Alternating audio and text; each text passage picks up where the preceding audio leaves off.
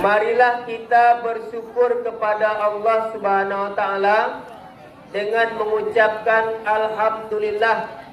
Pada pagi ini kita kembali Allah berikan kesempatan untuk bisa hadir di rumah atau di lapangan dalam rangka kegiatan muhadarah, ya, latihan setiap minggunya. Supaya apa? Supaya kita bisa belajar tampil berani, ya, berani dalam kebenaran. Ini dulu orang pernah berani dalam, ya, dalam kejahatan. Artinya wah berani dalam kebenaran. Salawat dan salam marilah kita mohonkan kepada Allah untuk disampaikan kepada junjungan kita, siapa? Nabi besar Muhammad sallallahu alaihi wasallam. Beliau uswah kita, beliau qudwah kita, contoh dan suri tauladan bagi kita, Nabi besar Muhammad sallallahu alaihi wasallam. Apa kata? Pernah bersahabat, wahai Siti Aisyah, bertanya ke Aisyah, bah akhlak Rasulullah tu. Rasulullah tu akhlaknya baik, model Quran berjalan guna. Apapun yang beliau kerjakan jadi sunnah. Perilaku Nabi yang beliau kerjakan itu sunnah buat kita dan berpahala kita mengerjakan. Kalau ucapan beliau yang disampaikan juga sunnah buat kita.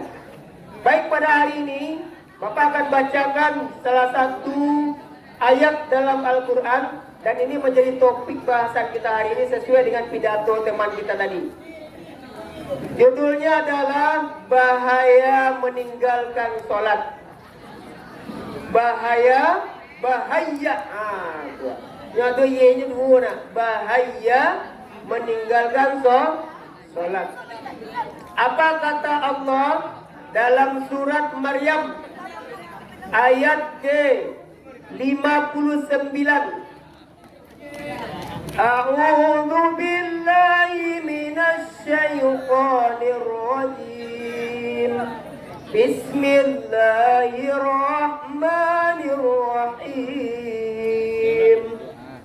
Fa khalaqa min ba'dihim khalfun adha'us shalah wattaba'us syahawat fasawfa yalqawna ghayya.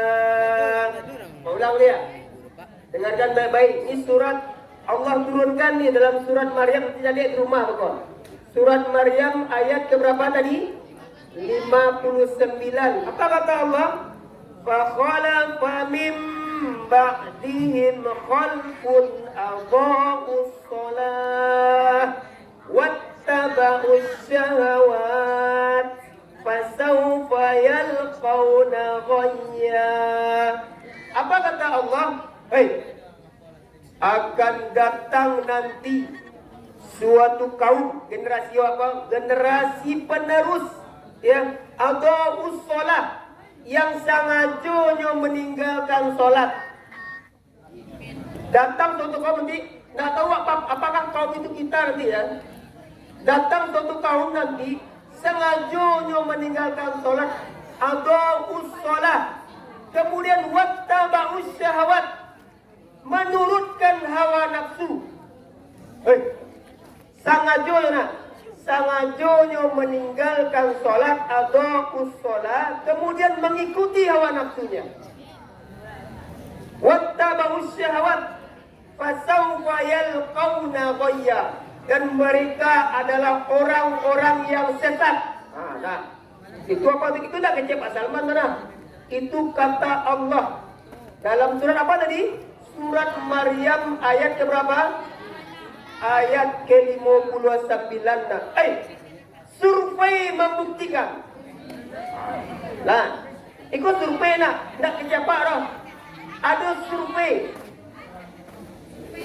Ini survei ini dilakukan oleh Muslim, salah satu media, ya.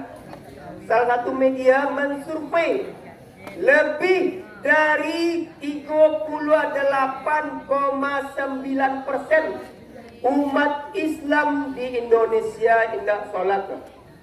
Ulang dia. Ikut survei mana? Berapa tadi? 38,9% itu yang sholat. Maaf, ulang dia. 38,9% yang sholatnya. Artinya apa? 61% umat Islam di Indonesia itu tidak sholat. Ulang dia. Ulang lagi ya. Supaya sering nih. 38,9% umat Islam di Indonesia itu yang sholat. Yang sholat hanya berapa tadi? 38,9 atau lebih kalau dibulatkan menjadi 39% ya. Yang sholat. Berapa tadi? 39% yang sholat. Artinya apa? 61% umat Islam di Indonesia itu tidak sholat. Apakah itu termasuk kita? Wallahu a'lam. Hei, catat satu. Apa bahaya meninggalkan sholat? Nah, satu. Bahaya meninggalkan sholat satu. Ya. Diganjari oleh Allah dosa yang sangat besar. Ini dosa yang paling besar. Ya, bahayanya dosa yang paling besar adalah dosa meninggalkan sholat dengan sengaja. Satu. Dosa yang paling besar adalah meninggalkan sholat. Bahkan lebih besar dari dosa maaf berzina. Dosa lebih gadang dosanya daripada membunuh. Ulang lihat hasil. Lebih besar dosanya dengan sengaja meninggalkan sholat itu lebih besar daripada berzina. Maaf ya. Membunuh orang. Ya, itu dosa besarnya.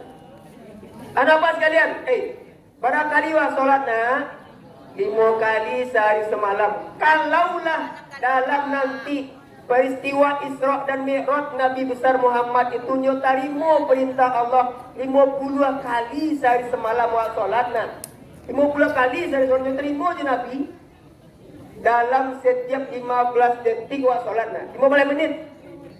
Bayang tu nak. Tapi dengan usul Nabi Musa, kajian Nabi Musa, ketika Nabi turun ketika menerima perintah Allah sholat, ya Muhammad katanya, umatmu tidak akan sanggup mengerjakan sholat. Yang 50 kali minta dispensasi ke Allah. Oh iya dak Nabi turun, kata dia.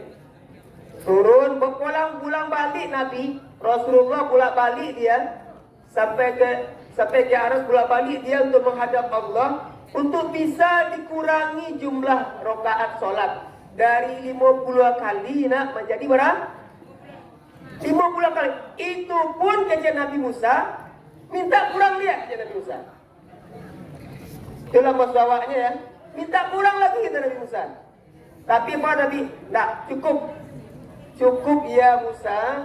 Ini mudah-mudahan umatku akan sanggup melaksanakannya. Ternyata terbukti nak. Bukti survei mengatakan ternyata 61% awak lanya anak solat. Tak masuk awak mungkin. Wallahu a'lam. Nah. Ya. Okey. Tambahan catatan. Hanya ada 4 golongan yang boleh tidak solat. Catat tu tambah. 1. Kalau awak masuk sampai golongan tu boleh tak solat? Boleh. Boleh tak solat? Kalau awak masuk dalam 4 golongan ini boleh tidak solat. 1. Cepat mana? Hanya ada 4 golongan yang boleh tidak mengerjakan solat. 1. Wanita yang berhalangan dan nifas.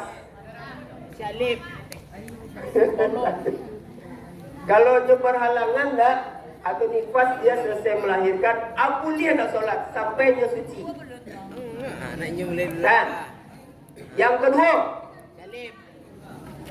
yang kedua, anak-anak yang belum balik, yang model alif, yang model belum balik berakal ya dah. Tak bisa you membedakan mana bayi dengan buruk. Kalaulah pandai nak apa kau membedakan ikut kerajo bayi, ikut kerajo buruk, ikut batilah balik tu, batilah berakal tu. Itu wajib solat, nggak ada ruksah atau keringanan kita untuk nak solat tu. Kedua tadi ya, apa? Apa yang kedua tadi? anak yang model alif, Hah? Belum balik dan berakal, kuliahnya nak solat. Yang ketiga, yang model alif dia baru. orang gila sampai nyo sadar. Orang kilo nak sampai nyo sadar. Jadi kalau ada awak nak kilo, aku lihat tak solat. Dan sampai solat. Kalau ada kawan awak yang gila sampai dia sadar, itu boleh dia nak solat. Orang gila dia nak sadar dengan dirinya kan? Tak tahu diri, tak sadar dengan dirinya. Dan yang terakhir, 4 golongan terakhir ni, orang yang di luar agama Islam. Itu boleh nak solat. Mau ulangi lihat? Mau ulangi lagi ya? Berapa dari 4 golongan yang boleh nak solat? Satu, apa tadi? Satu apa? Perempuan yang berhalangan dan nifas. Nanti posisinya laki-laki lah, berhalangan tu nak. Laki-laki tu. Perempuan yang berhalangan dan nifas. Yang kedua apa?